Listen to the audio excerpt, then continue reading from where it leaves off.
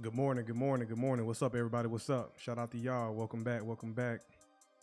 Today is Saturday, June the 14th, 2025.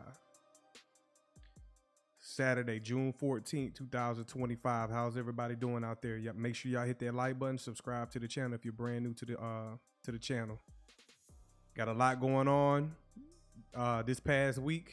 A lot of news, a lot of things going on and playing out. So we're going to cover that today.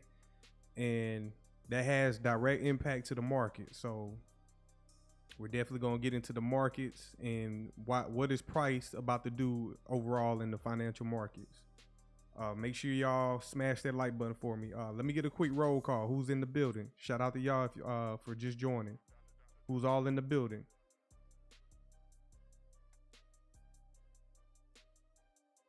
Who's all in the building?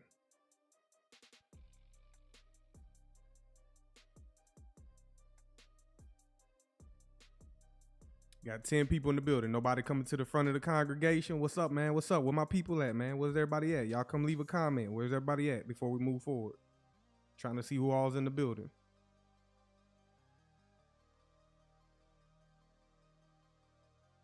What's up, Scott? Shout out to you, man. Good morning. Good morning. How's everybody week going? Is everybody hanging in there? It's been a long summer so far. What's up, Mud Vein? Shout out to you. Baton Rouge in the building. Shout out to you. Shout out to BR.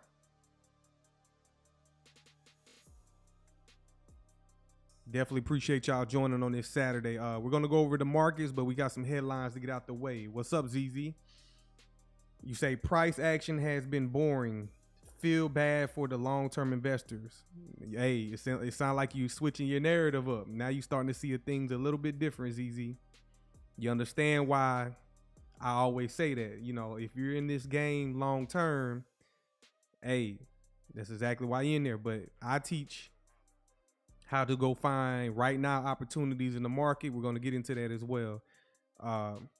If you're just joining, if you're interested, come over here and sign up for the Patreon. I got a signal service. I'm planning on releasing it most likely at the end of the month. I'm still doing some touching up on it internally, but if y'all are interested in the signal service where we can find right now opportunities. We really don't have to wait for that long-term price action. No, there's opportunities all the time in the market. If you follow my channel, if you're brand new to my channel, we go over those opportunities. So signal service is about to launch most likely by the end of the month. You know, y'all be on the lookout. If y'all don't want to sign up for the signal services, I got beginner lessons to help you analyze and learn technical analysis. So y'all sign up for that as well.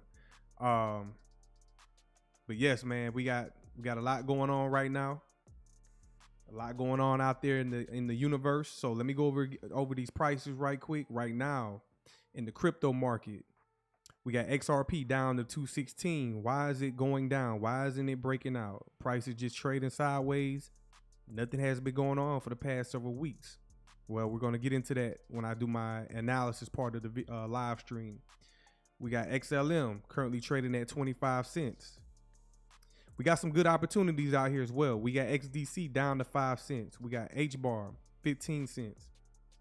Bitcoin is right there at the edge of breaking out. But again, a lot of factors. We got major wars breaking out in the Middle East. We got geopolitical things. We got a lot of distractions going on so far this summer. All these things are distractions, and they're significant, especially if you live in these areas or these regions. You're being directly impacted. But you know, the elites, this is where they profit. They're positioning themselves. Smart money is positioning themselves to make money moves, financial moves. So while there's war going on, you better believe on the other side of the coin, there's people profiting from war. So money is moving around. If you're paying attention to like the blockchain, the crypto sector, and the artificial intelligence sector, these things are revolutionary and money is to be made in these sectors. But if you're caught up into riding in the streets, like in LA and other cities around America, if you're caught up in that, if you're trying to fight, if you're trying to fight battles that you have no idea what's above them and behind them, then you might miss out on the opportunity. I've been watching Web 4 documentaries, artificial intelligence documentaries, and how we're entering the phase. I utilize artificial. If you're not using AI in your day-to-day, if you're not using AI in your day-to-day activities, you're going to be replaced. I mean, you're going to be phased out. You're going to pretty much, you know what I'm saying? Like, I'm not going to survive it. I ain't gonna lie. Like, how things are advancing in the technology sector, things are advancing so fast that we're not going to be able to keep up. So all you can do right now is pretty much adapt to it. And if you're not adapting to the changes coming to society, then you're going to be left behind. And with these changes come opportunities to invest in these opportunities. So hopefully y'all are taking advantage. What's up, Lauren? Shout out to you. What's up, Jason? I appreciate you joining, Jason Chan. What's up, Big Dre? Shout out to you. What's up? What's up? Appreciate y'all joining, man. Hopefully I'm going to be entertaining for y'all this morning. Offer y'all some news and just all around. We're going all around the board today. We're going to cover the news. We're going to cover the market. So they go hand in hand. That's what I'm trying to get to. So we got Bitcoin down to 104,000. It's right there on edge of breaking out. We got Ethereum still doing Ethereum things, 2,500. We got Algo, 17 cents. ZBEC. Y'all, where the ZBEC people at? Y'all still into that? The ZBEC noise has quieted down. So where's all the ZBCN people? I'm not knocking it as a project. I'm just saying, like, it was a lot of noise, but now it's quiet. We're on to new things. That's just how the cycle, the algorithms go. We're just on to new things. So even XRP, it's like real quiet out there in the XRP land in social media because people are burnt out. Price isn't really reflecting on what they're trying to see. So people are burnt out. Do y'all feel burnt out? Y'all let me know in the chat. Do y'all feel burnt out there? Are you like just over everything? Like your job, these markets, are y'all over everything? I'm just saying. Let me know if y'all are over everything. Then I got a signal service coming out that can be kind of exciting for you. I'm gonna say that the signal service can be exciting, give you a new spark to make money and just take your mind off things. Mike Mans, you said you burnt out. I understand, man. I understand, especially if y'all been here for years. But if you learn the skill set on how to trade, and also I'm trying to learn coding and IT stuff. So I'm keeping my mind off. I'm keeping my mind active, and I'm learning new skill sets. Like I already got the skill set of trading. I understand technical analysis. Now I want to learn IT information and learn coding. So I'm trying to just keep my mind active. So more, if you sit here and learn more skill sets, because a lot of the workforce is going to be replaced. I'm just saying most people are going to be displaced out of their jobs. Artificial intelligence is ramping up. I just seen that what I seen, Mark Zuckerberg over there at Meta, Facebook, he been flipping desk over at Meta, and because he feels like his AI is behind, Gronk, ChatGPT. So he's over there investing billions and billions of dollars for the top coders, the top people in engineering, software engineering, and he's trying to make the best artificial intelligence. So it's speeding up. This race is speeding up. I'm just saying, like, y'all got to get on board. Y'all got to keep your mind active. You got to learn new skill sets, learn how to trade, learn technical analysis, learn IT information. ZZ, you say, boss, any idea on the range of trades you're going to be calling out per day, per week, across all three markets for signal service? Right now, the range of trades is going to be mainly three markets right now. It's going to be mainly 3 markets. We're going to cover the S&P, NASDAQ. That's for minis and micros. We're going to cover gold. We're going to cover gold futures. So there's micro gold and full contract gold. So those are the 3 ones I'm going to mainly follow. And then we're going to veer off into crypto. Now, right now, crypto, for example, let me see right quick. I'm going to show you later on, but crypto, BTC is liquid. So we go trade BTC futures. That's liquid. BTC micros, BTC full contracts. But the XRP contracts aren't really liquid just yet. They're not really liquid. No, it's probably, we're gonna see, ZZ. We're gonna see. You don't need that many opportunities in the day. I don't want you trading that many times. We're gonna go over it I'm gonna go over in the, once you subscribe to it, I got details on what we're trying to do, what the goal is. We're not trying to over trade, because I don't want y'all over trading 4 or 5 times a day. You only really need 1 or 2 opportunities a day. You know why? That's going to protect your equity. That's going to protect your capital. So we're going to be utilizing risk management. And if there are 4 to 5 opportunities a day, if that's what y'all want, I can spit it out like that. But matter of fact, I might just spit it out, but I don't want y'all taking every opportunity, because you're going to get too greedy. You're not for sure. You're not sure what you're doing. You need to be hand guided to these trades. You don't want to take every opportunity. When I'm trading, I take 1 or 2 opportunities per day and I'm done. If I got a winning trade on my first trade, I'm done for the day. That's all. I don't care how much money I made. The goal is to take your equity and compound it over time. So 1 trade per day, it's a winning trade. I'm done for the day. My equity grew for that day. You go into the next day. You just compounding your equity. So hopefully that makes sense. We're not trying to overdo it, because you're going to blow your account, for one. You're going to blow your account. But I'm going to be doing my best to get the best trades. So if y'all interested in it, be on the lookout for that. But that's the crypto market I just went over. Let's go look at, let me see right quick. Let me pull up the, let's go look at the stock market right quick. I want to get an overall view of the stock matrix, to see how it's reacting to all the things going on, the geopolitical things. 1 second, let me pull that up. Stock matrix right here. So this is the stock matrix. Right now we got Apple. These are all monthly time frames. Apple retracing down the discount, 196. We got Nvidia, 141.97. We got Microsoft, 474. It's breaking out. We got Amazon on the verge of breaking out, 212. We got Meta, 682. We got Tesla down 325. We got Alphabet, which is Google, 174. And what's the other one, man?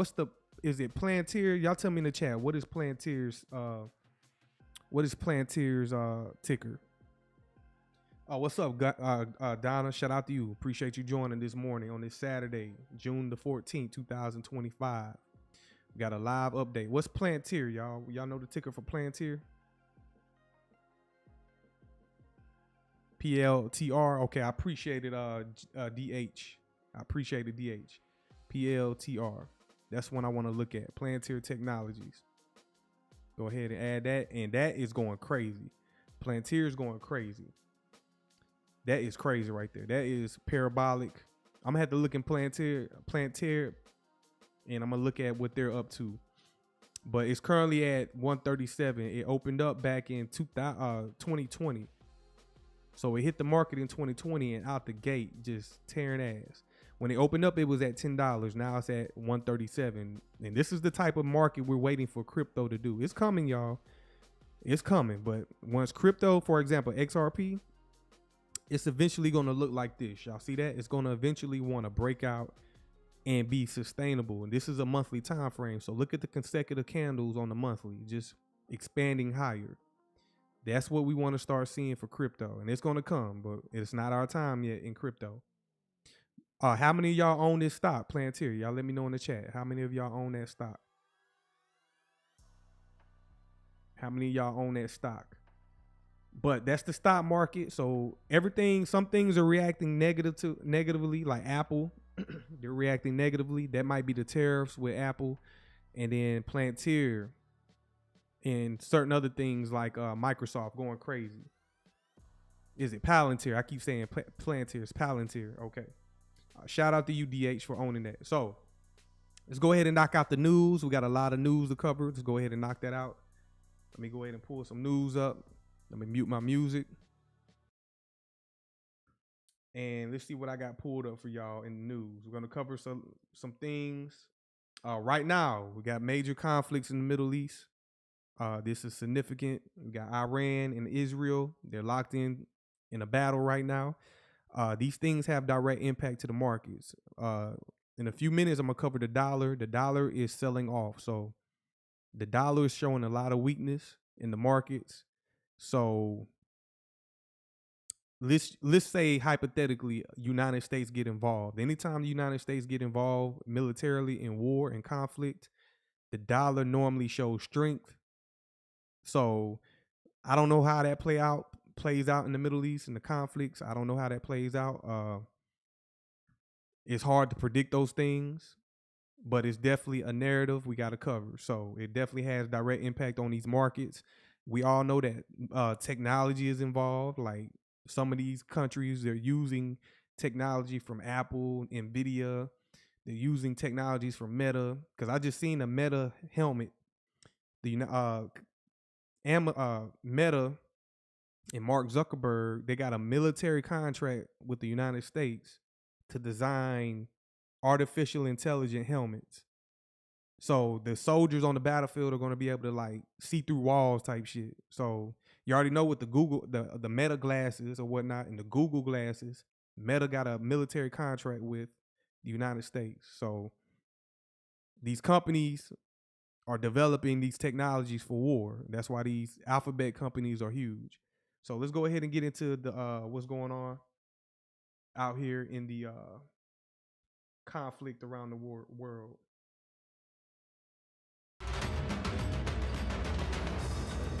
Good evening. Iran and Israel are blows in the most direct confrontation between the two countries in decades. At least 4 people have been killed in Israel and at least 78 in Iran. Israel launched the attack early on Friday, dubbed Operation Rising Lion, in what it says was a preemptive strike against Iran, accusing it of nearing the point of no return in its race towards a nuclear weapon. So what was the point in attacking Iran? I know they've been conflicting, but like I'm hearing the narrative that Benjamin Netanyahu, whatever his last name is, his election, his term is about to come up or whatnot, and he's pretty much he's retaliating because he want to stay in office or whatnot. And I think he's up for like charges or something, like he's facing jail time or something. So I'm not sure. This is all like, I haven't been tapped in or locked in with this, but it seems like in order for him to stay in power, he has to create conflict. So let's cover it. Weapon. Iran has hit back with several waves of retaliatory strikes, both sides vowing further attacks. With global Echelon, they're saying that they don't want Iran to have nuclear weapons for any circumstance. Well, that attacking them doesn't help the situation. You know what I'm saying? They're going to get it regardless. So you mean to tell me y'all can have nukes and we can't? That's because, you've done a lot of bad in the world. You created a lot of karma for yourself and you got a lot of enemies and the world is looking at you sideways. So now you got to be aggressive. And I'm not even going to lie, y'all. I'm not even going to lie. I think somebody's going to press the red button over there. Somebody's going to press the red button eventually. We're going to see that. We're going to see that in our lifetime. It might not be on the scale of Hiroshima over there in Japan or whatnot. When the United States drop nukes on Japan, I don't think it's going to be to that scale. We're probably going to use like a briefcase nuke or a mini nuke. We're going to see it. Or one that doesn't have the radiation. We're going to see something of that nature. And the world is going to panic.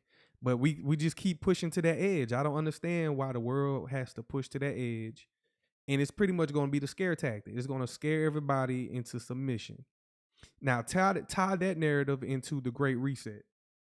Tie that narrative into the Great Reset. So if we're going to switch over to a new financial system, they pretty much got to scare everybody into that. I'm just going to say that. But I have a theory, It's just a theory. Don't take my word for it. That somebody eventually is going to press that red button, and it's going to scare the shit out the entire world. Nobody going to want to come outside like the pandemic. And it's not going to be good, man. It's not going to be good. And that's just for control. That's just to get the world to submit to whatever's going on. Lawrence, yeah, I feel you, Lawrence. They will use them if they got them. Jude, what's up, Jude? People can have nukes, people can't have them. Oh, I got you. Yeah. I got you. But hey, the world is changing, Jude. So you know what I'm saying? They either gotta, it is what it is. It is what it is. Stop fucking with people. Let's continue. Howe is calling for restraint. The world is watching and waiting to see what happens next. Israel's air defences breached. Direct hits seen in the heart of Tel Aviv. A woman. Hey, and that Iron Dome ain't stopping shit. And Iran is using subsonic missiles. Killed and more than a dozen others rescued from a residential building, local emergency services said. In the heart of a civilian area, and rockets fell here and made a massive destruction. Dozens injured across multiple towns and cities as Iran rained down multiple barrages of ballistic missiles throughout the night and into the morning, hitting, it says, at least 150 targets in its operation dubbed True Promise 3. Hello, my name is Adam Ferrari, the Chief Executive Officer of Phoenix Energy. I look forward to you. That in retaliation for what Israel called a preemptive strike on Iranian nuclear targets. More is on the way. The regime doesn't know what hit them. They don't know what will hit them. Fulfilling the promise of more to come, Israel's latest strikes continuing to hit more targets. Iranian media reported explosions at an airbase in Tehran's Mehrabad airport. Skies above several cities peppered with a fresh wave of projectiles. Since launching Operation Rising Lion early Friday, Israel says it has hit over 200 targets, including the Tabriz airbase and nuclear research center, another nuclear facility in Isfahan, and Iran's main uranium enrichment facility in Natanz, which the UN nuclear watchdog says has been destroyed. The level of radioactivity outside the Natanz site has remained unchanged and at normal levels. At an emergency UN Security Council meeting, Israel defended its actions. This facility was operating at a military-grade capacity. Intelligence confirmed that within days, Iran could have produced enough material for multiple bombs. But Iran says the Natanz site is also used for peaceful uranium enrichment, saying the, quote, reckless criminal act could have triggered a nuclear catastrophe beyond Iran's borders, and accused Israel. Its possessions of undeclared weapons of mass destruction have made the Middle East a cauldron of chronic instability since its creation. Iran says dozens of civilians, including women and children, have been killed and more than 300 injured in the strikes that Israel says targeted and killed several high-ranking military officers and nuclear scientists. This aggression constitutes a declaration of war. The Iranian spiritual leader posting on his account a show of military force and a threat that, quote, life will definitely become bitter for them. فکر نکنند که زدند و تمام شد. نه. کار رو اونها شروع کردند و جنگ به راه انداختند. Amid international calls for diplomacy, concern the most serious military escalation in the region in decades has only just begun. Alexandra Jones, SBS World News. Let's go straight to correspondent Trent Murray, who's in Tel Aviv for us tonight. Trent, can So what y'all think, man? How far does this escalate? How far does this escalate? How far does this escalate? Where do y'all see this going? Let's continue right quick. Skip through this video. And Israel's airstrikes on Iran come at a time when the Trump administration has been attempting to strike a new nuclear deal with Tehran. The two countries were meant to restart their talks this weekend, but this latest escalation has all but jeopardized the prospect of any future agreement. Officials from the International Atomic Energy Agency being shown around Iran's nuclear facilities in April this year. Part of the deal to keep Iran from acquiring nuclear weapons, while at the same time making progress in nuclear energy. Having pulled out of an Obama-era deal with Iran, Donald Trump has in his second term sent Special Envoy Steve Witkoff to negotiate a new deal. With that deal nowhere near fruition, he took to social media to claim, "2 months ago, I gave Iran a 60-day ultimatum to make a deal. They should have done it. Today is day 61. I told them what to do, but they just couldn't get there. Now they have perhaps a second chance." So Donald Trump, you know he got like a cult following. Y'all know that, right? I don't give a damn about no president. A lot of people, I've been seeing a lot of people disappointed in Trump and his stance with Iran. And for me, he's a wartime president. When it comes to geopolitical policy, he's going to follow the geopolitical policy compared to national policy. He's going to, when it comes to geopolitics, he's going to go with the elites narrative. He's not going to go against the New World Order. At the end of the day, when it comes to geopolitics in the United States, the New World Order agenda is still at play. And if y'all remember that general from years ago, I don't know if y'all remember that, but like, go back to the early 2000s, we had a general. He had predicted that the United States was going to take over like the entire Middle East, destabilize it, and take it over. That plan, we initially went to Iraq. We did it to Syria. We did it to most of those nations over there in the Middle East, Libya. And Iran is pretty much the last chess piece on the chessboard. You take out Iran, then you get to, all you have left is Russia and China. So they're still trying to push that New World Order agenda. Who is they? Whoever you perceive it to be. But let's continue. What's up, B-Rush? Shout out to you. B-Rush, you said, after attacking Iran, Israel asking other countries to have Iran stop bombing because they been getting their ass kicked. I agree. Israel can't do this alone. They're not strong enough. And you better believe all those Middle Eastern countries, yeah, they might not like each other, but they don't like what Israel is doing over there, especially to Palestine. So I'm gonna continue. I don't want to get too touchy on this. You already know how the social media is, or YouTube is. Having dissuaded Israel from launching attacks on Iran several times this year, Donald Trump is now caught in the difficult position of attempting to distance the US from the attacks, while at the same time celebrating its success. Posting on social media, "They are all dead now." What if I came into your video or creative business and handed you 15 new pre-sold clients who all signed a month? And it will only get worse. The Israeli Prime Minister's position has been consistent for the past 3 decades. The most dangerous of these regimes is Iran, that has wed a cruel death. See, I was just talking about this. I was just talking about, like, for decades now, they've been trying to destabilize the Middle East.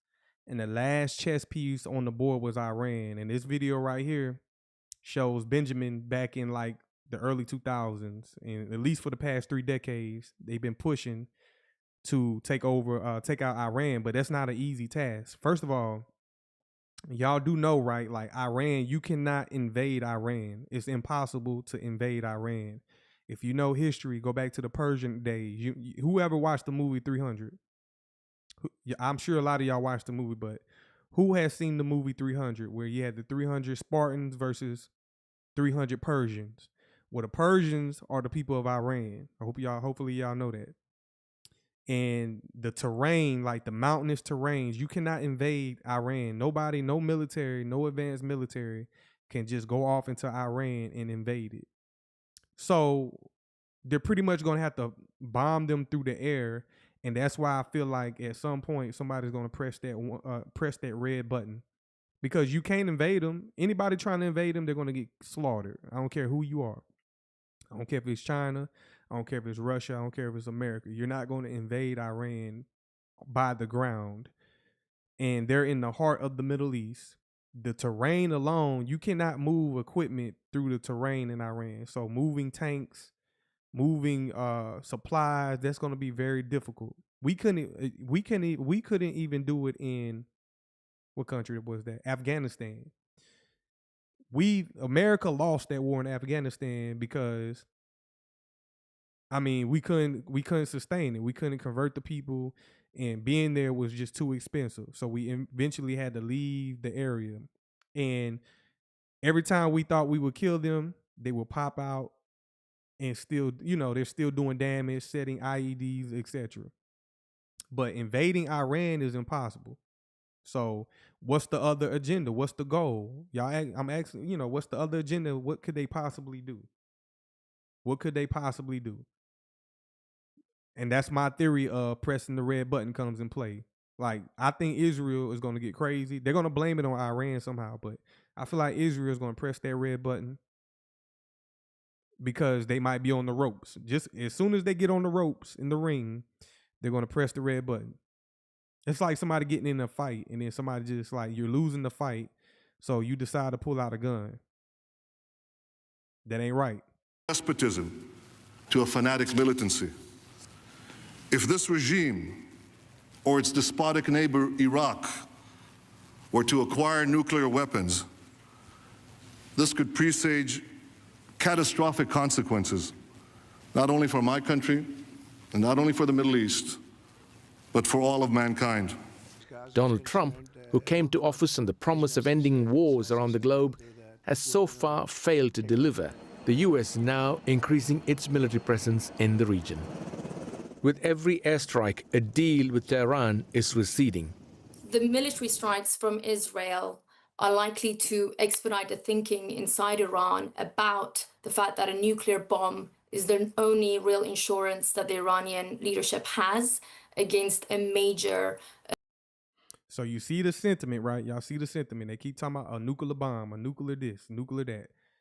Somebody's going to use it. Somebody's going to press the red button. It's going to happen. It's going to scare the world, and that's going to like stop everything. And if that happens, what y'all think is going to happen to the markets? The markets right now, you can see how it's reacting right now. The markets are pretty much going dry.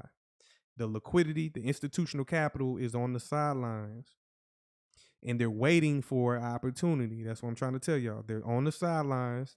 There's still opportunities if you're like a trader, but long term, either they're already positioned or they have capital on the sidelines waiting for opportunity. So any catastrophic event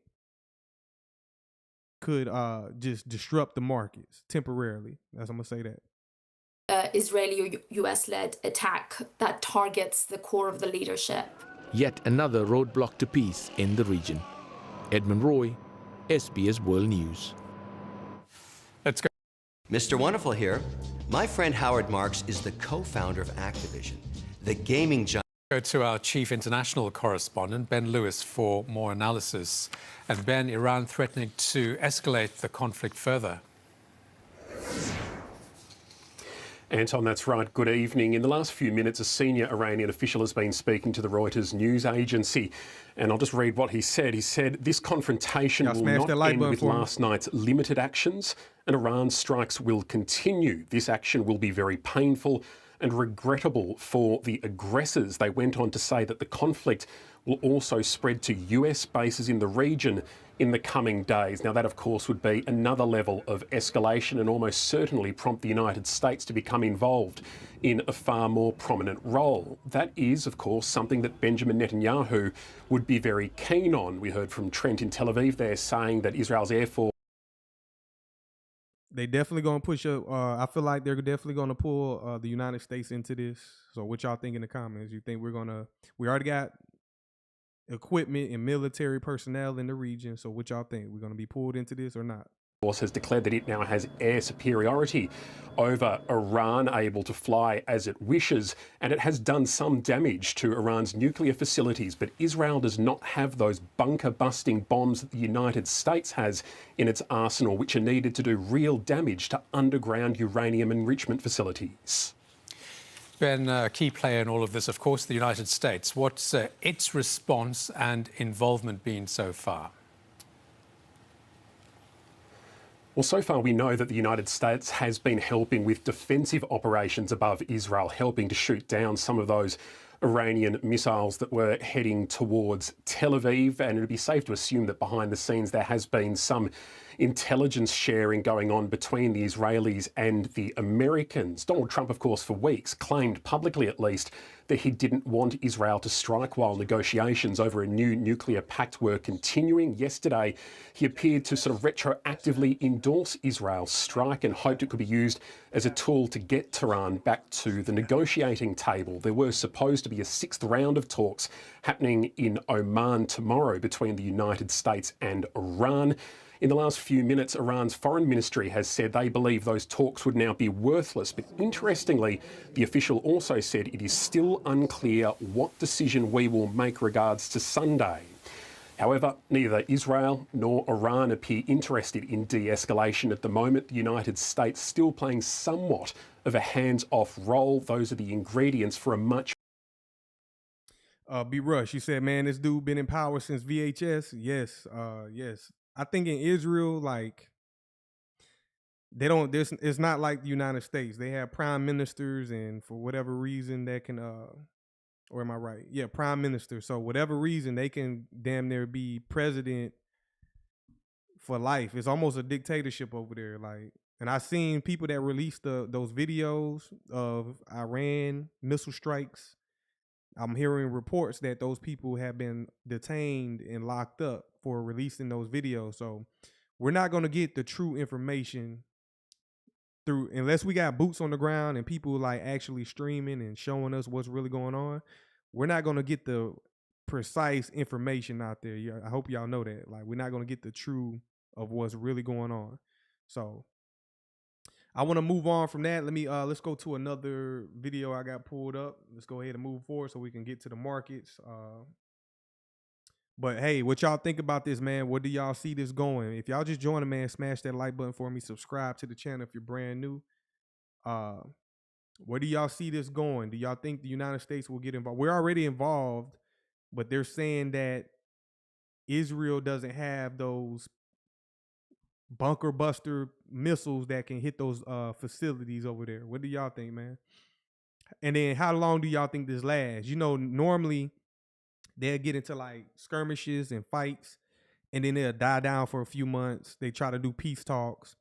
But I feel like this time it's a little bit more extreme. I feel like Iran has had enough, and Iran is ready to just, you know, they're ready to move forward. They're ready to just tear shit down. So we're going to see what they decide to do. Because there's only so much you're going to get bullied. There's only so much you're going to, you know, pretty much get hands put on you before you just snap. It's so many fights you're going to lose before you win one. So I'm just saying. Tonight there is breaking news as we come on the air. Iran's counterattack tonight on Israel. The dramatic images coming in, explosions echoing across Tel Aviv now. Iran's retaliation tonight comes just hours after Israel launched a massive assault on Iran. New images tonight, Israel hitting Iran's nuclear program. Military leaders and scientists killed. Tonight, Iran's retaliation now. The U.S. helping to defend Israel. And President Trump talking to ABC News. What he's now saying about this massive Israeli attack on Iran. What the president told our John Carl. Late today, the Israeli military releasing video showing the interception of an Iranian drone. Tonight, Israel's spy agency showing... ZZ, you're correct, ZZ. Good excuse for them to bring the markets down. That's what I'm saying. Like, do y'all honestly think the elites of the world, I'm talking about the ultra billionaires, they create, first of all, central banks finance all wars, clearly. And the elites of the world, I'm talking about the ultra elites. They're betting, like, this is a game to them. Like, we humans are pawns to the elites of the world. They're human too, but this is like a pawn. You better believe people got bets going on in the markets of what to bet on. What, you know, people are betting on this shit. I'm sure there's a website out there where you can bet on the next attack or how many people are gonna die. You know what I'm saying? It's a sick world. But these financial markets, people are placing their bets in these markets, and they're waiting for opportunities to buy up assets in the world. You know what I'm saying? So it's a lot going on in the world. We're gonna get through this one. This video right here is gonna cover the war, and then I think it's gonna cover like the plane going down in India. Y'all heard about that? That's another. First of all, we're gonna get to that. I'm gonna get to that. I got a problem. I got a problem with the plane going down in India, and there was one survivor. So that doesn't make any sense at all. But we're gonna get into it. Showing how Israeli agents attacked Iran from within, and Martha Raddatz and what she's just learned about the Iranian generals and scientists who were killed in a matter of minutes. Here in the U.S. tonight, the immigration showdowns outside New York City, the dramatic moments. Oh yeah, the immigration too. The immigration. We're gonna get into that as well. The immigration stuff. ICE. You know, riots. What's y'all thoughts on that, man? If y'all avoid that stuff, I feel like that's a big distraction. It's a psyop, psychological operation. So it's real that people are getting rounded up, but it's like a lot of people wasn't even supposed to be here in the first place. And I'm not here to argue about that. I don't, you know, I feel like the planet Earth is for everybody. Just don't come stealing my shit. Just don't come invading my space. And I feel like everybody is entitled to everything. If y'all ever been on a road trip throughout America, there's unlimited land. Most of the land in the United States is not occupied. So there's enough room for everybody, but don't get caught up into this narrative of who deserves to be here and that. It's just all a charade. It's just all a show. Outside a privately run ICE facility, jumping in front of moving buses in Newark. 50 inmates mounting a revolt inside, 4 detainees escaping. The new warning tonight in New York City. In Los Angeles, the first wave of U.S. Marines now taking up positions. And police across the U.S. tonight on alert now ahead of tomorrow's National Day of Protest. Tonight, the interview you will hear from the lone passenger who survived that horrific crash of that Boeing 787. So how does a man survive a plane crash and walk away with just scratches? Y'all tell me that. What y'all think about that, man? How does somebody survive a plane crash where everybody else die? I think I've seen the footage of the plane. It was like the plane was full, but one person walks away. That doesn't make any sense. Y'all make it make sense. That's why I feel like everything is a big distraction. We don't know what's real out here, but if you see the news, the algorithm, if you don't know, the news is ran by algorithms. In certain times of the year, especially this time of the year, I call it the Jason months. The Jason months are from July, August, September, October, November. You put all those months together, it spells Jason. We're talking about the slasher Jason. During those times, during that time of the year, summer months, we get all these narratives going on every year. If you don't pay attention to it, it's a cycle. It repeats every year during these summer months, going out into all the way into the fall. We get all these narratives, all these news cycles, and all these things taking place. 87 Dreamliner, sitting in seat 11A, describing crawling out of the wreckage, saying he witnessed passengers. Y'all see that right there? How do you crawl out of that explosion? Come on, man. Like, be for real. Like, how do you crawl out of an explosion like that after crashing? First of all, the crash alone is going to probably kill you. You know, you're probably going to snap your neck, break your neck or whatnot. How do you crawl out of that and walk away? Am I tripping? Y'all tell me in the chat. Am I tripping? Or does that make sense? Like, are y'all just putting out anything at this point? Yes, crawling out of a plane crash is crazy. And then look at the background. Look at the video. Am I tripping or not?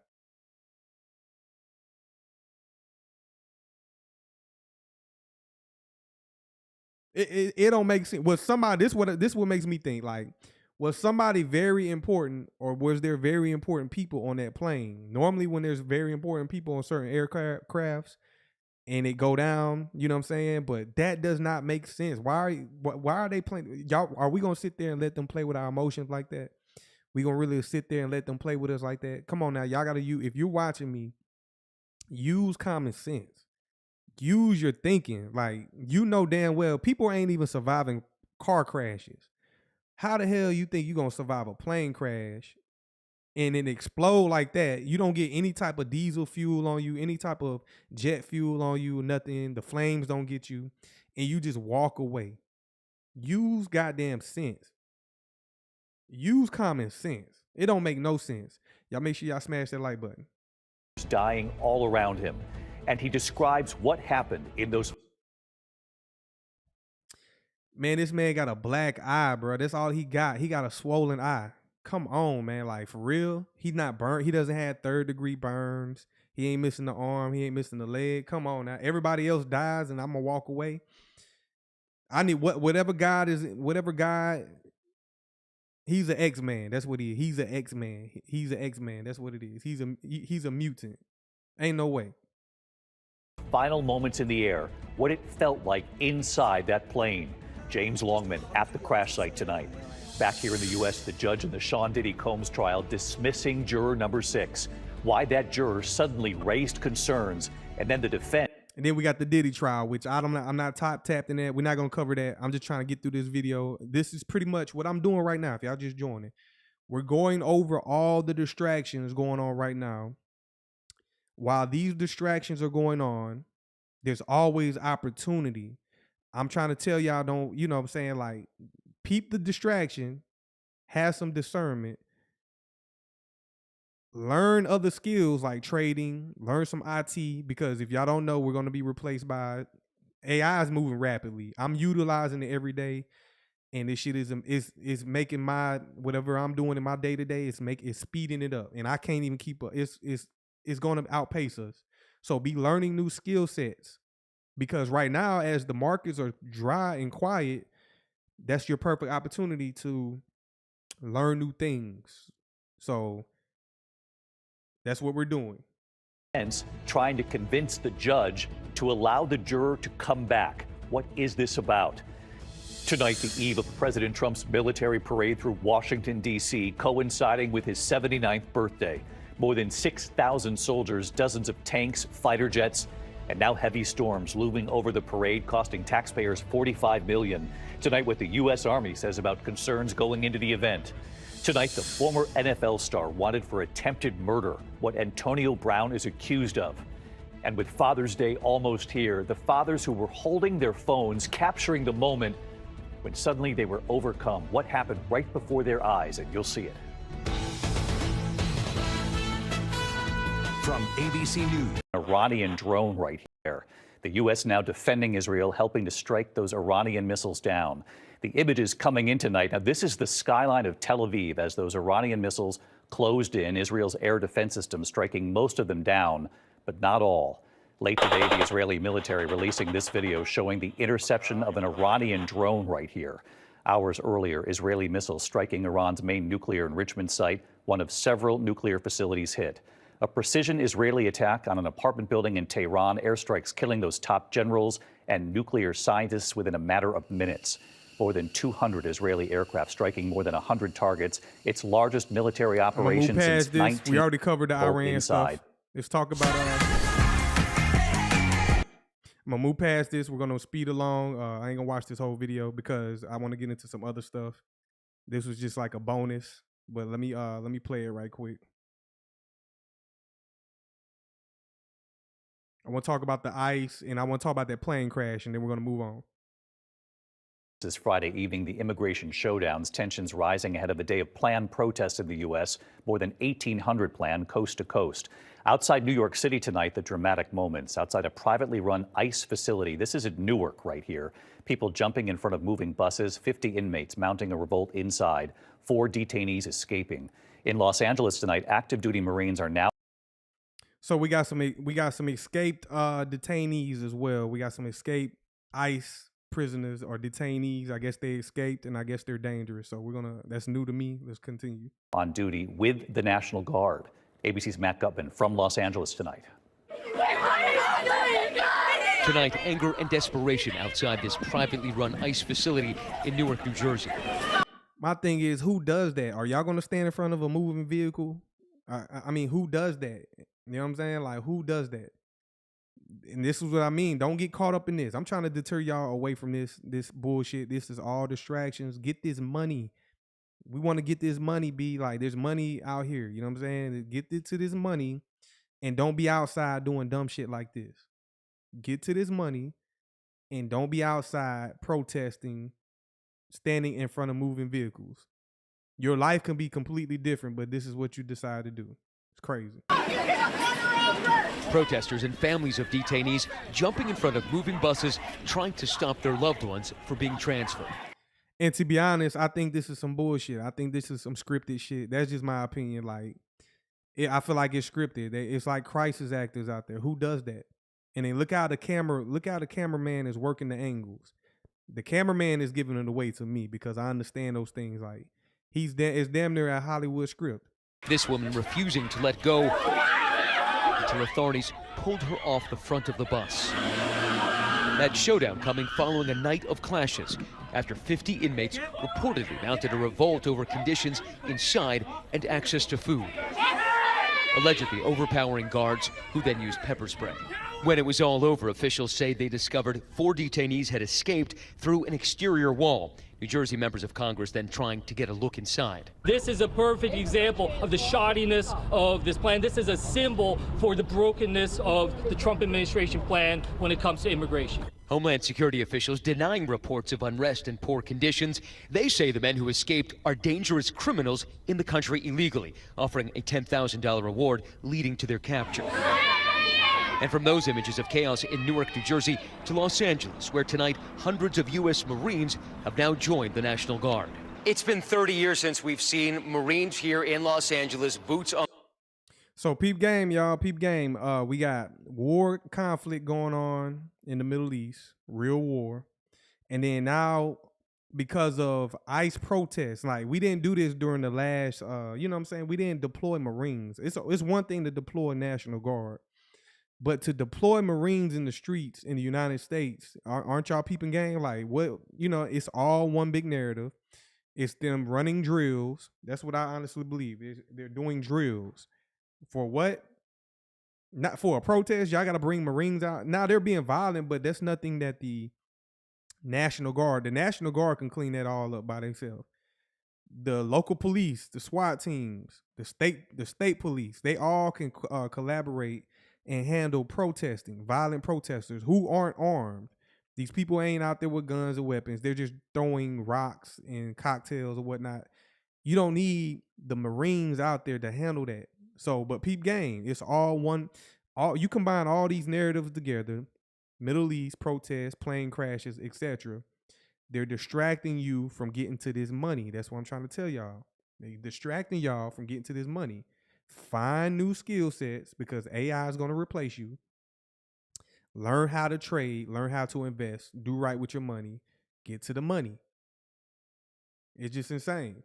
On the ground, and right now, these Marines are manning a checkpoint just outside of the federal building here, checking people's IDs. It follows a legal victory for President Trump, at least for now. An appeals court delaying an order from a federal judge to return control of California's National Guard back to Governor Gavin Newsom. Clearly, there's no invasion, there's no rebellion. It's absurd. And tonight, from coast to coast, police are gearing up for 1,800 so-called No Kings protests against the president this weekend. So, peep gang, it just dawned on me as well. Why the hell we got tanks in the street? Like, are y'all not seeing this shit? Why are there tanks in the streets in the United States and ain't nothing going on? I don't give a damn if it's for a parade. We don't normally roll tanks out in the streets. This shit look like China when they're rolling out. You know, it look like China, it look like North Korea on some shit. When they rolling out, they're showing signs of force or whatever they're doing. Response to his military. They done roll tanks out in the streets. We don't never do that and line them up. Parade. For a parade. When the last parade y'all seen that they had tanks out in the streets? But at the same time, we got global war and conflict going on over in the Middle East. And we got troops ready to be deployed in the Middle East. Come on now, peep game. Peep game. New York City, the mayor today putting protesters on notice. While we always respect and protect the right to peaceful protest, there would be zero tolerance for crime, blocking traffic, graffiti, or disorderly behavior. And David, just minutes ago, the LAPD also saying they will not tolerate violence or vandalism, that they made over 500 arrests so far this week, and that occurred. Yes, little bit. Then I will turn on. All right, let's get to the plane crash, and then we're going to move forward, get into the crypto market and the financial markets. Let's go ahead and move forward. Let's get to this plane crash that I find highly just weird. It just threw me off. You know what I'm saying? Like, it don't make any sense. We turn now to the interview. Tonight, the incredible story of that lone survivor of that horrific plane crash in India. Okay, Ray, I appreciate the update. I wasn't aware of that. So you're telling me it's the Army 250-year anniversary. I appreciate that. That makes sense, but it's still bad timing. Like, I get it. But look, there's war and conflict going on at the same time. So it's not ironic neither that we're on the verge of major conflict in the world. If anything goes off in the Middle East, that's going to set off a chain effect to where we're really in a real military conflict on the 250-year anniversary. Nothing is ironic. Nothing is by coincidence, in my honest opinion. That man, of course, in seat 11A, as we reported last night here, in one of the emergency rows of that plane, now describing crawling out of the wreckage, saying he... Now, this is what I understand. We got somebody who survived a plane crash. I think it was hundreds of people on the plane in India. And one man survives and crawls out of that. That doesn't make any sense. He only has a black eye. He ain't missing fingers. He ain't missing a leg. He don't have no broken bones. He actually walked out of that shit. I never seen that in my life. Have y'all ever seen something like that or heard of something like that? I don't think that, come on now, like, it's insane. Witnessed passengers dying all around him. Tonight, what he says about what happened in those final moments in the air and what it felt like inside that plane. James Longman from the crash site in India tonight. Tonight, the man who miraculously walked away from this horrific air disaster. How do you walk away from something like that? You know what I'm saying? Like, y'all see that explosion? Y'all see that fireball? Who miraculously walked away right there from this. Y'all see that fireball? How do you walk away from something like that? It don't make any sense. You don't walk away from something like that. Unless I don't know, man. Jesus walked him through that. Jesus Christ walked him through that. Let's continue. Horrific air disaster, speaking out. Vishwash Ramesh, the sole survivor, was in seat 11A of the emergency exit row. He told Indian state media he thought he'd died, but when he opened his eyes, he unbuckled his seatbelt and started crawling, squeezing out as he watched others die around him. Emergency door is broken. That don't make any sense. Explain that. Explain that. Somebody please, like, is there a supernatural superpower out here? Because explain it. People be over here dying for less. People die for less. People done died on a chicken bone, swallowing a chicken bone, or people done died from just randomness shit. Like, and man, this don't make no sense. He look like he got a cut. He looked like he was in a boxing match and got scraped underneath the eye, and that's all he sustained. You mean to tell me none of his hair is scorned off or scorched off? Come on, man. He still got his perfect fade. Come on, man. Come on, man. Make it make sense. They got to stop playing with us, bro. They got to stop playing with us. And we allowing it. We sitting back accepting it. My seat is broken. Yeah. Then I see the pace a little bit. Yeah. Then I will try to come out. I'm not jumping. Okay. I just walk out, innit? Okay. Then you said it, Malcolm. You said it's a Tubi movie. That's what it seemed like, bro. You damn right. It looked like a Tubi movie, bro. This is a Tubi movie for real, in real life. Tubi India. Tubi India. That's exactly what it is. Make it make sense, man. I mean, come on now. Ambulance coming in. Ramesh says shortly after takeoff, it felt like the plane came to a standstill in midair for 5 to 10 seconds, and green and white lights came on inside the cabin. He said he could feel the engine thrust increasing to go up, but the plane dropped and crashed instead. The other 241 people on board. I mean, look at the scene. Look at the scene of the crash. Plane dropped and crashed instead. The other two. Look at this. How do you walk away from the rubble? Look at this. Ain't no way. Ain't no way. They playing with us. 141 people. They playing. Look at the scene of the crash, man. Ain't no way. People on board, including his brother, all killed. Did the aircraft catch fire before? And then he said it crashed. After it crashed, he unbuckled his seatbelt and crawled out. What? Come on, man. Oh, you came out? Yes. Okay. A little bit fire. After me, I'm out, then blast. This is the first ever. It did more damage to the surrounding infrastructure, the surrounding buildings. Blast. Look at the buildings. Look at that right there. And he didn't die? Like, come on now. The buildings didn't even survive. The buildings died. They playing games, bro. They playing games. I'm convinced. But that's gonna be that for that, man. We're gonna move forward. Hopefully that was I ain't gonna say entertaining because that's fucked up. Rest in peace to all the victims in that plane crash. And for whatever reason, this guy survived allegedly. And it's just insane out here.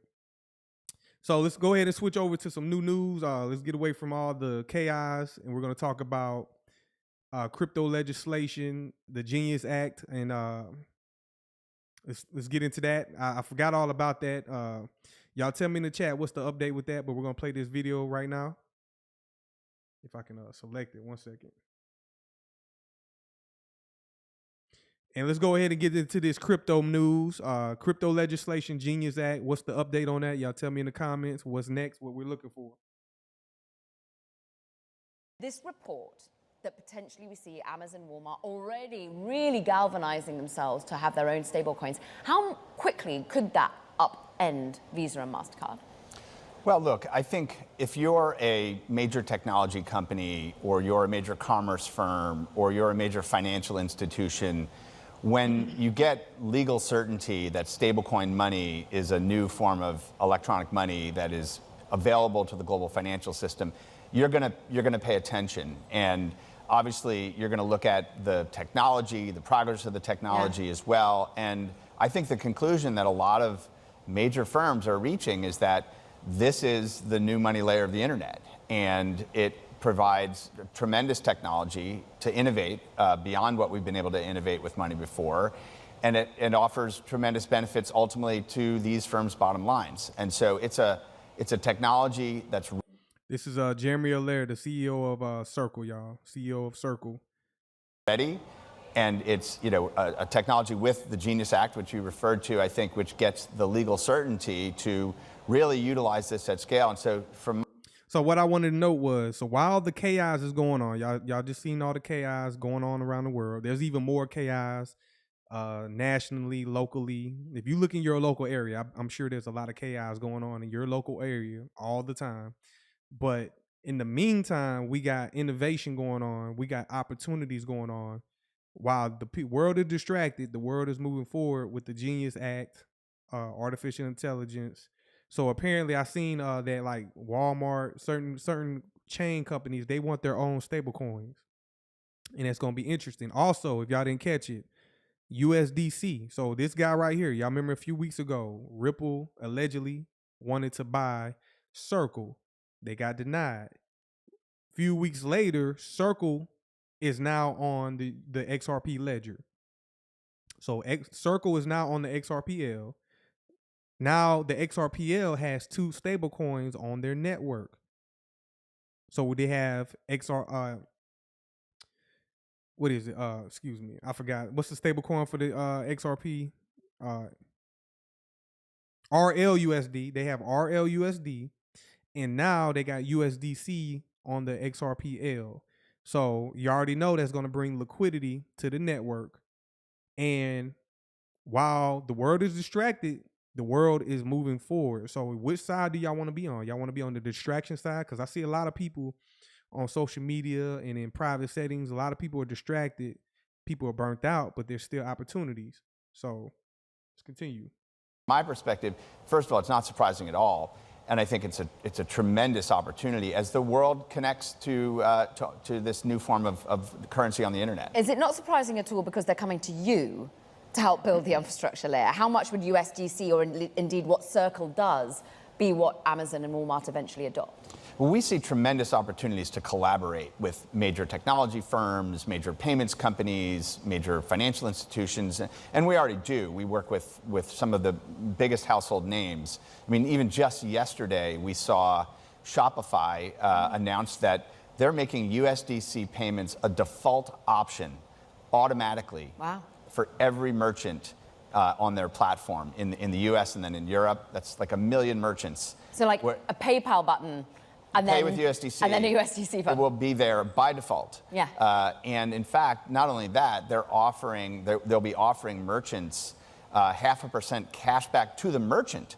So they're going to actually compensate the merchant, which is incredible. And so I think you're seeing platforms like this adopting USDC.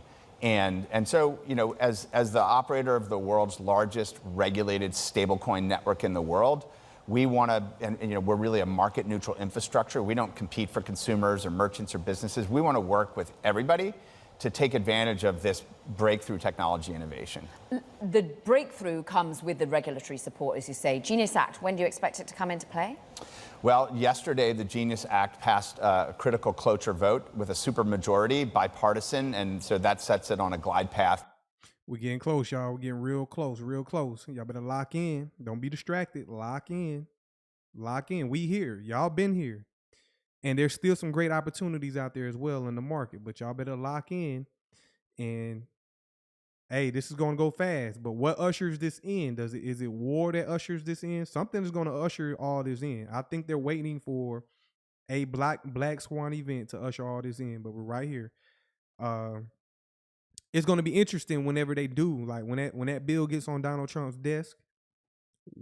At that time, what else will be going on in the world? Will that war over there in the Middle East escalate into something else, or it's just interesting? We're living, this year is going to be very interesting. To pass the Senate on Tuesday of next week. We actually previously did hear from Tim Scott. Of course, he's been leading the charge in many ways on crypto more broadly, but he's been speaking to Bloomberg about some of the opportunities around stablecoin and leading the charge here in the United States as, of course, our key representative. Just take a listen. With the Bipartisan Genius Act, we can do more than just pass a bill. We can deliver results for the American people. We can bring clarity for a sector that's been clouded by uncertainty, and we can make it known. The United States will lead, not follow, in the digital asset revolution. Chairman of the Senate Banking Committee, an important voice. But what's interesting with Tim Scott is now he's also pushing us towards where we go with broader crypto adoption. Yes, we get the Genius Act, but then what of the Clarity Act, as it's called? How much further would that take your industry? Well, look, there's this incredible innovation of blockchains. There's this incredible innovation of digital assets, digital tokens, and we need legal clarity on what these are, how you can offer them, how they can be used, the platforms where they need to be registered or regulated, and where there's just very clear rules for issuers. So I think the Clarity Act is essential.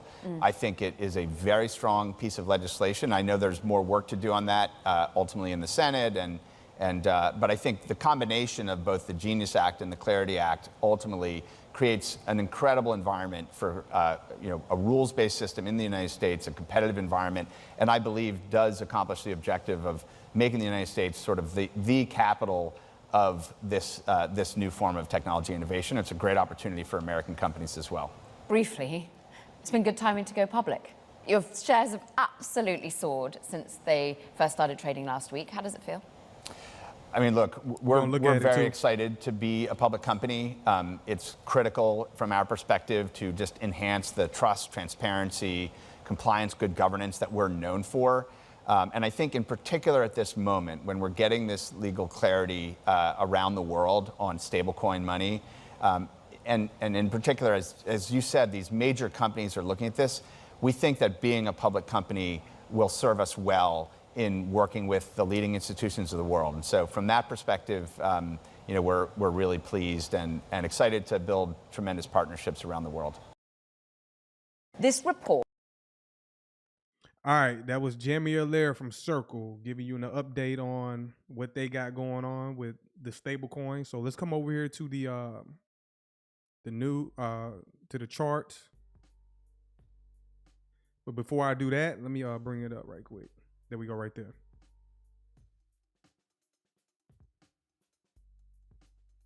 But before that, if y'all didn't catch the news, I believe this dropped yesterday. USDC stablecoin from Circle launches on the XRP ledger.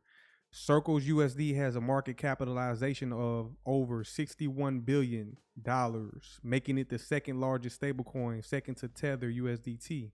So you can see Ripple and USDC are partner. They have some type of partnership going on clearly. So they're definitely working hand in hand. They already got this vision of what they want to do. Let me see right quick. It says Circle's USDC stablecoin, which is pegged to the dollar, launched on XRP Ledger on Thursday. And that was out of nowhere. They called it, I think they called it, it's actually huge news, but they caught a lot of people off guard. Bringing the over collateralized dollar peg token to users of the layer 1 blockchain network. So now, has anybody tested it out? I haven't logged in. I haven't added a, what's it called? A side chain or whatnot. I forgot what it's called, but anybody play with their XRP and added the the USDC wallet? Have anybody ever did that yet? Let me know if you have.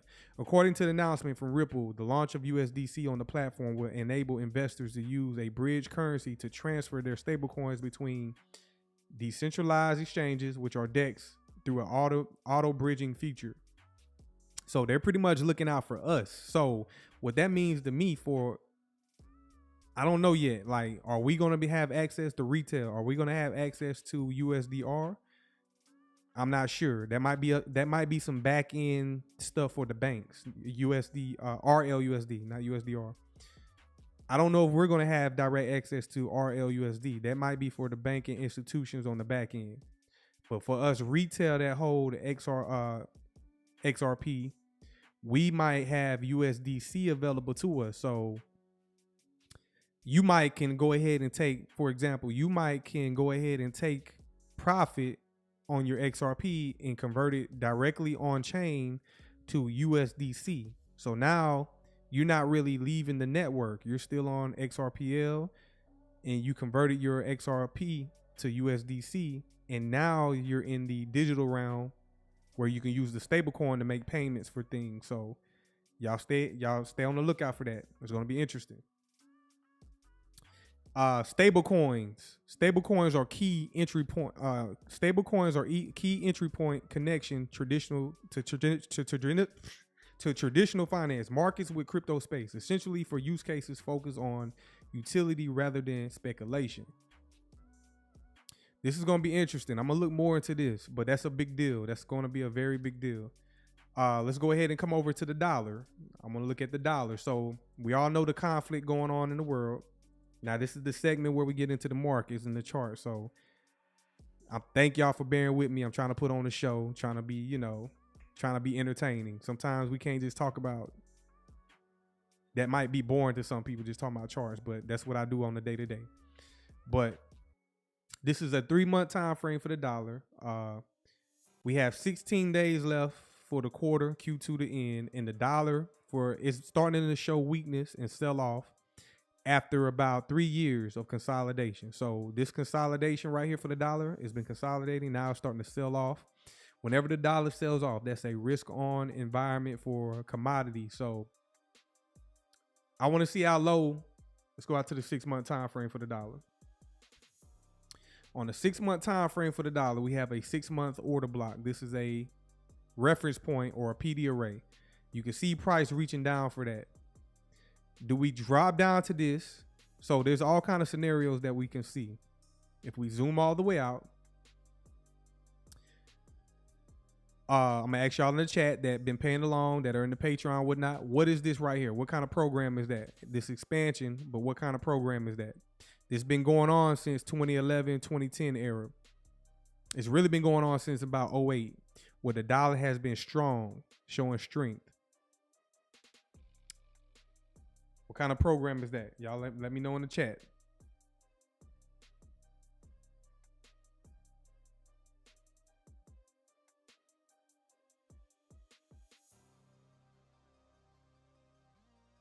If y'all don't know, that is a buy program. If y'all don't know, this is an expansion profile, which the markets are in the buy program. So if you don't know, the markets are algorithmic. All these things are predetermined ahead of time. These things are coded, etc. But this is a buy program that the dollar has been sustaining for years, and now is retracing down to a discounted array. There's a ton of liquidity resting below the market. So in the upcoming months, the upcoming years, it's going to be interesting about what happens to the dollar. So anytime the United States go to war militarily, the dollar shows strength. But then include the stable coin narrative, them bringing the dollar online to the digital networks. To me, that's a bullish narrative for the dollar. So right now, the dollar is retracing down to a discount. It's retracing down to a discount. Some people think that the dollar is going to crash. Some people think that the dollar is going to be here to stay. Y'all tell me in the chat, what do y'all think? Because right now, I want to see the dollar trade down to this level that I have highlighted. And I want to see if it supports it and starts to move the dollar higher. That's one scenario. The second scenario is if the dollar trades down and trades through this down close candle and attacks this liquidity below the market. That's going to be very bearish for the dollar. It's going to be very bearish for the dollar. So I'm not sure if we're going to still utilize this DXY instrument. Y'all let me know in the chat what y'all think. Do y'all think we're going to utilize the DXY, which stands for the Dixie, which is the dollar index? Do y'all think we're going to continue to use this long term? Or do you think the new index is going to be like a USDC index or a RLUSD index? Y'all tell me in the chat.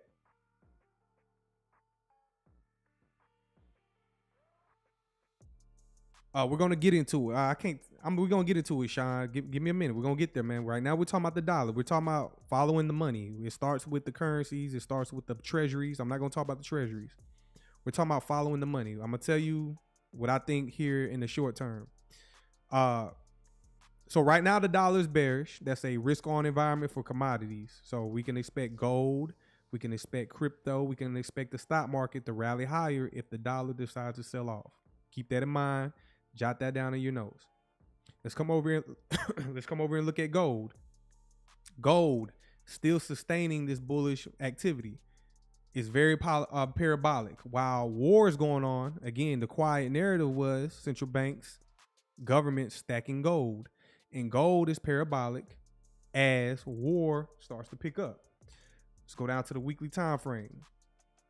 So on the weekly time frame, look at there. Look at gold breaking out. I'm expecting gold. So as the dollar starts to sell off because of the all these things and conflicts going on, dollar showing weakness, you can see the commodity gold starting to push higher. And I'm expecting gold here maybe next week, either next week, the end of the month, or the beginning of July, to go ahead and break the all-time high again. So the current all-time high is 3,500. And it's right here right here. And you can see price reaching for that. So we're inbound to continue to go higher for gold. So gold ain't giving no breaks, not giving no opportunities for people who looking to purchase it. If you're looking to buy gold right now, you're going to be buying it at a premium. So I'm not interested in buying gold at a premium. We're going to get in there and trade it though. So if you're in there with me and want to sign up to the Patreon and get the signal services, we can be trading gold to go higher. We can be leveraging and betting on gold to go higher. So that's what we're going to be doing in the signal service. But actually buying the physical commodity is overpriced right now. It's definitely overpriced. We need some type of retracement to buy gold. So the dollar selling off, gold going higher. Let's look at the stock market. This is the S&P 500. So the dollar selling off. So people, as the dollar sells off, money becomes cheaper. As money becomes cheaper, people deploy capital into assets like stocks, gold. So look at this. Look at the S&P 500. Very bullish, looking just like gold. We got the previous all-time highs right there. We're not far from the previous all-time high. In gold, I'm expecting to break out and move high. I mean, not gold, but the stock market, I'm expecting to break out and move higher. That's the S&P 500. Same for the NASDAQ. NASDAQ showing similar price action. They're almost identical. But same thing with NASDAQ. All-time high right there, expecting them to move higher as the dollar shows weakness. But it's going to be interesting. Right now we're in a caution phase in the market because black swan events can take place at any time. So we got to be cautious. Let's look at silver. Again, silver, if y'all don't know, silver starting to break out. I think I got some silver somewhere.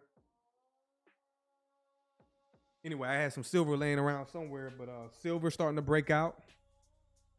And if you don't know, you should have been purchasing silver back during the pandemic years, 2020, 2021, 2022. But now it's seeking premium prices because conflict, smart money, dollar showing weakness, institutions already positioned, money moving higher. Assets moving higher. So we're sitting back getting rich on silver. We're sitting back getting rich on gold. We're sitting back getting rich on crypto. What you should have been doing was stacking cash, stacking fiat, getting your hustle on, not being distracted. A lot of y'all been doing that, so I'm not knocking y'all. But y'all need to be learning different skill sets and different tools to be taking advantage because these assets are going to start moving away from you. So that silver currently trading at $36. I was in here purchasing it at $19 and $20, but now it's at $36, looking real good. I'm expecting it to come up, break all-time high, $49. Let's see right quick. Let's go look at Circle right quick. Go look at Circle. What's the ticker for Circle? Let me go pull it up.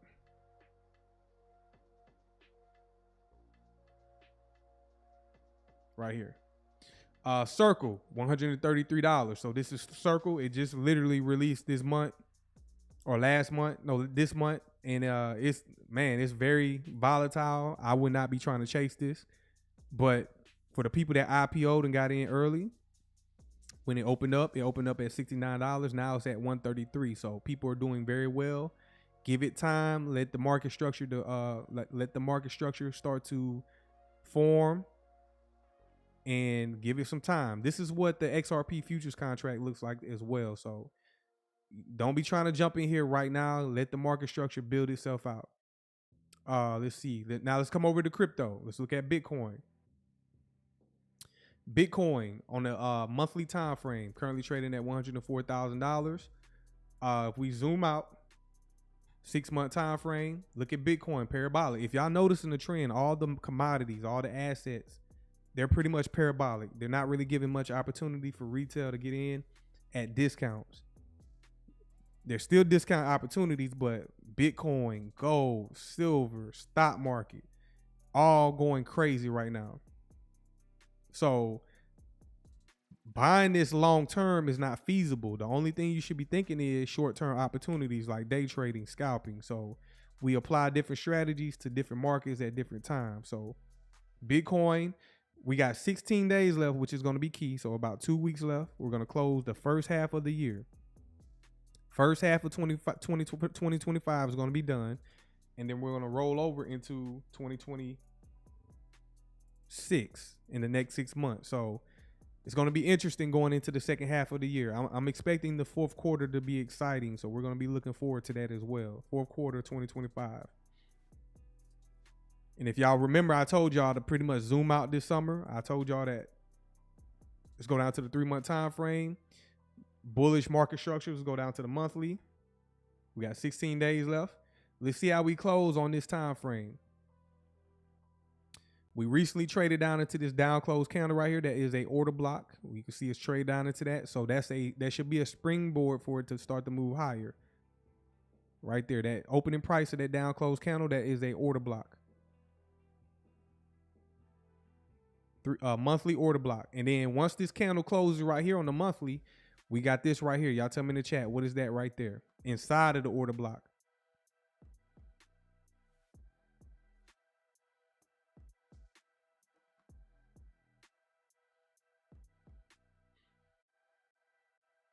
Right here. That right there. Y'all tell me in the chat, what is that? A monthly what? A monthly what? That's a pop quiz. What is that right there? So once this candle closes in 16 days, we will have this order block plus, what is that? It's a fair value gap. It's a fair value gap, which is a BOSSI. Buy side imbalance, sell side inefficiency. If you don't know, these are algorithmic terms. The markers are algorithmic, so these things repeat over and over again in the market. So that is a monthly fair value gap.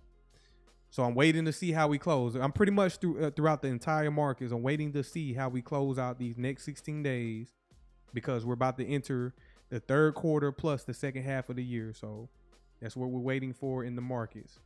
Let's go ahead and come over to XRP. So I'm gonna take my time a little bit on XRP, give y'all a full blown narrative of what's going on. So let me hide this right quick. Boom. So XRP, we're currently sitting on 6-month time frame. We all know this is a long-term time frame. So every one of these candles takes 6 months. So that's a very long time.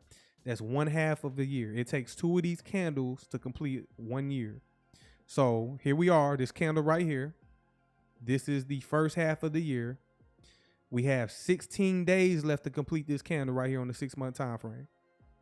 And then once this candle closes, the new one will open and it will take 6 months to complete the next candle. And that will be the second half of 2025. And then when that candle closes, we will go into the first half of 2026. So with that being said, here in 16 days, I want to see where this candle closes. I already could tell you it's going to close kind of where it's at right now. So they're going to ride this out and close it and consolidate it on lower time frames. So once that happens, y'all tell me in the chat, what is this right here? If y'all just join us, smash that like button. I got 30 people in the building, 14 likes. Smash that like button, push me through the algorithm. Subscribe if you're brand new to the channel. Subscribe. If you're just sitting there watching, subscribe to the channel. It doesn't cost you anything. If you're interested in learning this skill set, sign up for the Patreon. The link is in the description. If you want to join my Signal service coming soon, sign up to the Patreon. The link is in the description. So in the chat, once this candle closes, what is this right here? Y'all tell me in the chat. What is this? What will form here in the next 16 days? If you're brand new, just sit back and learn. This is an educational channel. We occasionally cover headlines in the news.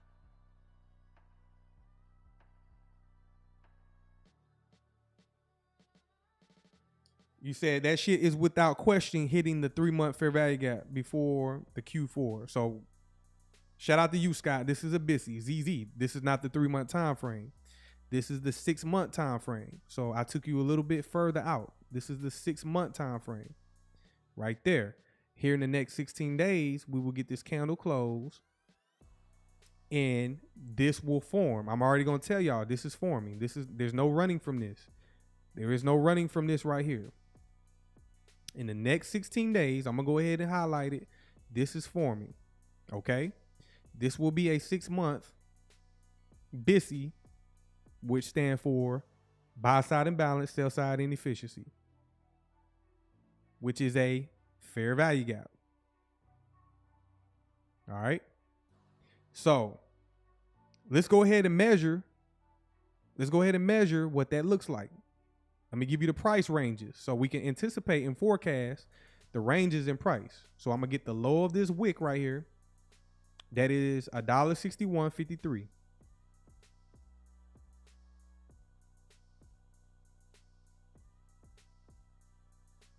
All right. And then I'm gonna get the high of this wick right here. That's $42.28. Now I don't see price going all the way down to that level. No, my bad. That's $74.44. I don't see price going way back down there, but I'm giving you a realistic reality. That's what I'm doing. I'm giving you a realistic reality about what's going to happen. Now, tie this in with all the narratives going on in the world, the distractions, etc. Tie all that in. Now, we might not. We'll see. We just wait and see. This is the possibility. Does it need to happen? No, but there's a possibility that it can happen. So with the knowing the possibilities, that gives you an edge, okay? That gives you the edge. Boom, right there. So, all right. With that being said, what I did was I laid the Fibonacci inside of the fair value gap. This Fibonacci, what I'm doing is I'm grading ranges. The Fibonacci isn't a special tool. It just helps you measure ranges. So at the top of the fair value gap, that's $1.61. That's going to be devastating for a lot of people. And for a lot of people, that's going to be an opportunity. There's definitely going to be an opportunity for smart money. Smart money will love to see XRP down to $1.61. They're going to deploy billions in capital to get in that. Okay. The next range will be the upper quadrant, 0.75 level. That's $1.39. Okay. Do I want to see price go down that deep? I might come out of retirement and start purchasing if it does. I might, but I'm spoiled. So buying it at $1.39, I don't know. I don't know yet. But some of y'all, that might be feasible for some of y'all. The next range will be the midway point of the fair value gap. That's $1.17. Now I'm gonna go ahead and say I don't want to see it. What if it drops down? I'm only going to want to see it come down to the top of the fair value gap or the upper quadrant. If it decides to come down this deep, that's going to be my last threshold as far as like it going any lower. Okay. I just want to see it. If it does decide to come down inside of this gap, I want to see it work the upper ranges above the midway point of the gap. Okay. I don't want to see it go below and start closing down here. If it does, that's just going to be another opportunity, but that's going to be very telling. Now, I don't see it doing all that, but I just wanted to highlight that for y'all, the possibilities. So y'all get ready. What should y'all be doing right now? Y'all should be stacking cash, right? Y'all should be ready, having capital ready to deploy in the markets.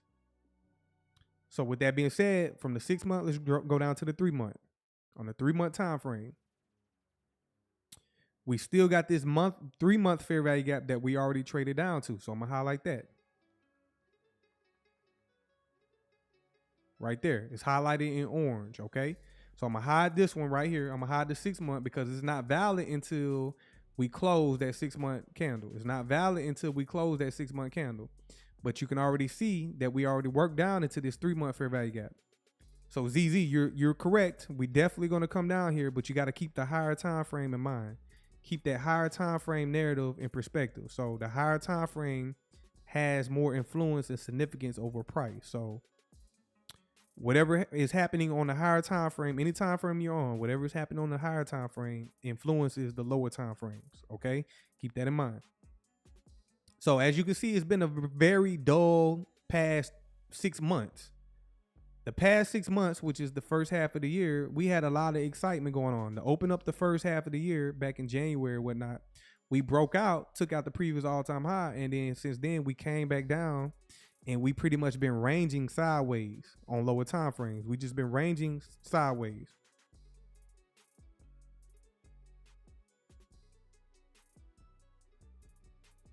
Okay, we got breaking news. Shout out to you, Big Dre. Whoa, former Minnesota Speaker of the House, Melissa Hartman, and her husband were assassinated. Wow.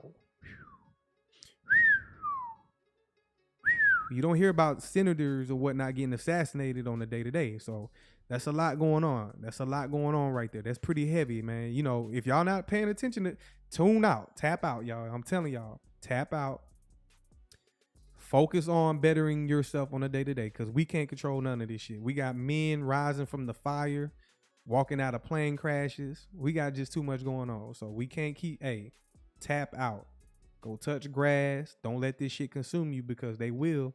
Even if they start having militias. Y'all remember a few years ago they had militias roaming the street? Don't listen. We don't know what's next. And it's only going to keep coming. So tap out. One way of tapping out is doing what I'm doing right now. Learning price action, studying price action, because it's only going to make you better at the end of the day. It's only going to increase your net worth. It's only going to just remove you from the world. So if y'all want to learn this, click the link in the description below. Sign up to the Patreon. If y'all just join us, first of all, come on now, help 27 people, smash that like button. Subscribe to the channel if you're brand new. It's free. I'm providing value. I'm providing a lot of value. Some people haven't even been through my lessons and have taken away a lot of great value from my free information. So at least subscribe, hit the like button. Okay, I appreciate it. So we got 16 days left to complete the second quarter of 2025, and then we were going to go into the third quarter, the second half. So it's really not much going on. If I continue to drop down the lower time frames, all you're going to see is consolidation. That's nothing to talk about. That's nothing exciting. That's why I pretty much covered the news today.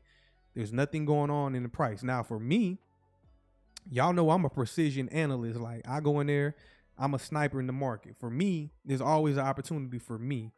Now for y'all long-term investors, there's nothing to talk about unless y'all want to learn short-term price action. So as you can see, the past 4 months has been consolidation. Past 4 months, price is just consolidating sideways.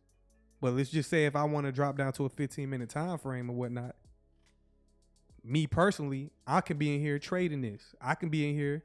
Look, it's already showing me and telling me that price is going to want to sell off.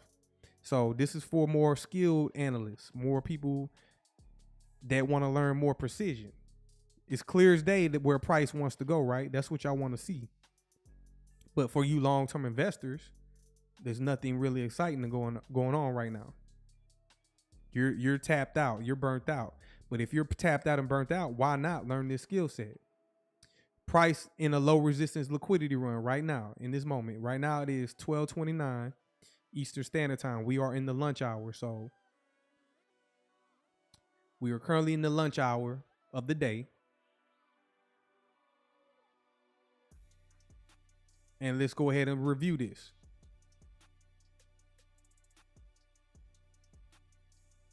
So from 8:30 in the morning to 11 in the morning, that is the New York AM session. From 11 in the morning to 1:30 in the morning, in the afternoon, that's the lunch hour. From 1:30 in the afternoon to 4 o'clock p.m., that's the PM session, New York PM session. So that's what we're currently in. It's clear as day, price selling off. This low right here was the low, the Asia session low. So that's sell side liquidity. That's from last night. So we're reaching for liquidity. I can do this all day. I can do this with my eyes closed at this point. If you want to learn this skill set, sign up for the Patreon. If y'all want to get the signals, if you don't have time to do this, sign up for the signal service. You know what I'm saying? I could do this all day. This low right here was from the PM session yesterday. See, sell side liquidity. Price always going to seek liquidity. Right now, we're in a low resistance liquidity run. And it's possible that price is doing this based on the narrative going on overseas. Okay. Okay. So look at lunch. Real clean this hour. And there goes targets just like that. Look how I framed the market up just like that real quick. It doesn't take nothing. Nothing at all. What we did was we opened up the day. We traded up to this premium level, the green highlighted area. That's a fair value gap. And now let's see if it wants to roll over.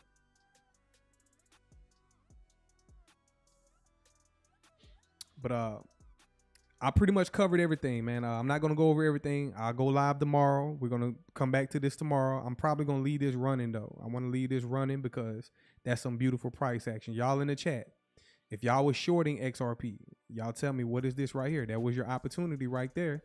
Like I said, while y'all are distracted in the world about all the shit going on, you're being distracted. There's money to be made right now. There's money to be made right now in this moment. Y'all in the chat, tell me what that is right there. Shout out to you, Scott. That was your opportunity to, boom, sell. For example, your entry, you enter at the bottom of the fair value gap. It's clean too. So you remember we always in high, you know how it looks like when we're always in a high resistance market. When we're in a high resistance market, it's always choppy or whatnot. This is a low resistance liquidity run. So there's no resistance. You can see how it's running cleanly. No resistance. Its loop prices loosen up. And we got clear objectives. Selling the market short. And it's going to attack liquidity. Let me zoom out right quick. If I zoom out to the 15-minute time frame, we got yesterday's low. Okay. And then we got the low from Thursday. So let's see if we want to sell off right quick. Let's see. Oh, we got a ton of liquidity too, man. We got a ton of liquidity resting below the market. So I might go ahead and leave this running because guess what? We got a ton of liquidity resting below the market. Let's go out to the hourly. Look at all that liquidity. All that liquidity. Price is always going to want to seek liquidity. We just left the premium level. So here we are. Expect the crash. Expect, not a crash, but expect the sell-off from the market. Let's go out to the daily. Let's go out to the daily. And this is nothing for me. I do this with my eyes closed, y'all. I do this all day, every day. And this is the skill set that y'all want to learn. This is what y'all want to learn and obtain because there's endless possibilities. A lot of liquidity stacked up below the market. And then, yes, there goes that 3-month fair value gap. There's also a monthly fair value gap. So let me bring that back up as well. Let me highlight that right quick. And I'm going to get up out of here, but I'm going to leave this stream running. So boom, right there. You see this highlighted pink area? We might want to dive back into that. That's a monthly fair value gap. So let's see if that's what we want to do. So inside of this monthly BISI right here, over to the right, I mean to the left, there's liquidity resting inside of that on lower time frames. So let's go back down to the 15-minute. On the 15-minute, boom, there we go. We just took out the liquidity from Asia last night. See that? And if we zoom out, zoom all the way out, look at all that liquidity resting below the market. So again, if y'all want to sign up for this, learn how to do this, y'all come over to the Patreon, click the link in the description. If y'all brand new, subscribe to the channel, hit the like button, share the video. And I look forward to seeing y'all on the next one. But I'm going to leave this running. Until next time, I'll catch y'all tomorrow. I'm definitely going to go live tomorrow. We're going to focus more on the markets, not so much the news unless something happens. But in the meantime, prices in the low resistance liquidity run. This is XRP. And I'm going to catch y'all on the next one. Peace out.